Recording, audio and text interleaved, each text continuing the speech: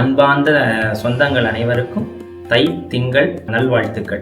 அனைவருக்கும் இந்த தமிழர் திருநாளை ஸ்ரீராமன் ஐயரின் பரிபூரண ஆசீர்வாதங்கள். வருகின்ற 18/1/2026 ஆண்டு தை மாதம் 4ஆம் நாள் தை அமாவாசை கூடிய நன்னாளில் டெக்ஸ் வேலியில் 108 கோ பூஜை செய்வதாய் இறையருள் கூடியுள்ளது.